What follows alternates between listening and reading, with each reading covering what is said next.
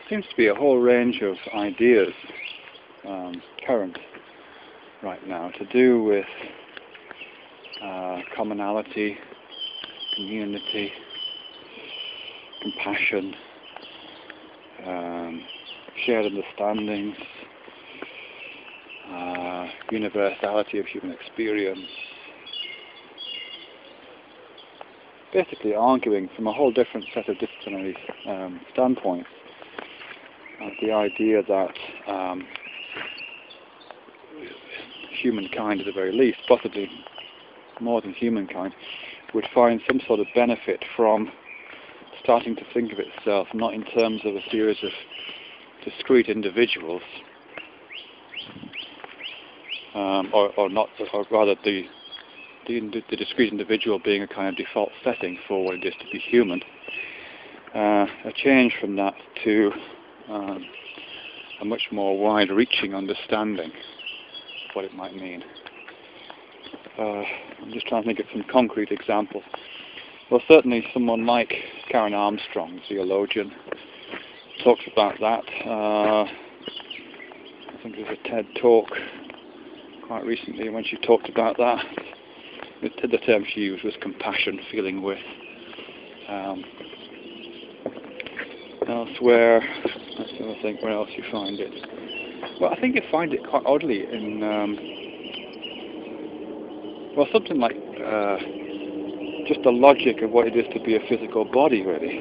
This is something that Richard Dawkins talks about, which is not, I would imagine, usually said in the same paragraph as Karen Armstrong. But he talks about, well, there's this great phrase he has in one of his books or lectures in which he talks about water. When you drink a glass of water, it is statistically, almost inevitably, he says, that one of the molecules of water in that glass has passed through the bladder of Oliver Cromwell. I think he might be citing someone else, and I can't remember. Just because of the statistics of how many molecules of water there are in a glass, how many glasses of water equivalents there are in the world, and the nature of how water molecules distribute themselves. But of course what applies to a glass of water also applies to a human body, also applies to everything that we come in contact with. So all of the molecules that are in my body right now are also in distribution. None of the molecules well, I imagine some, but certainly most of the molecules that are in my body right now were not there 7 years ago, even though I feel like I have a continued sense of existence. And I can remember my 10th birthday, for example, in a purely physical material sense. I wasn't there because all of those molecules have passed on, really. We're more like fountains and sculptures in that sense. The food goes in and the excretion comes out, and we're constantly shedding skin cells, and so we're like kind of like fountains in that regard. So what does that mean in terms of this? So in terms of a pretty physical sense, where if you were to track all of this movement of molecules and cells, I suppose, then we would see ourselves not as fixed objects, but as some sort of communal object, patterns, if you like, in the flow of this commonality. So I think there's a suggestion, I think, within that just that physical fact, I suppose, that accords in a completely different register with what something like Karen Armstrong is saying to do with compassion, where she says that we feel with other people. It's the physical logic of molecular existence means that we are at any point likely to become part of another person at any moment, and will in the future undoubtedly take up residence in a completely different pattern, which is someone else.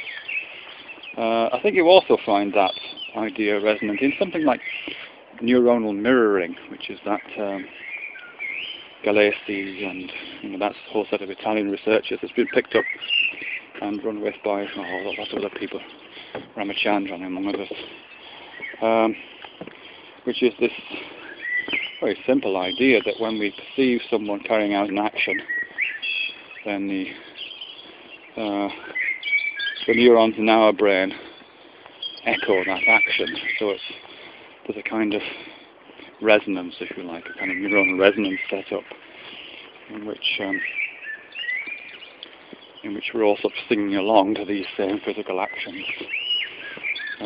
So in that regard, we're not isolated islands, as John Donne might say, but we're all sort of an odd neuronal cognitive choir, constantly joining in with each other's songs, physical neuronal songs. And again, that just reflects that idea. I'm also reminded, and I can't get this reference in my mind right now, but I'm reminded of something that one of the writers in sort of deep ecology talks about, and he says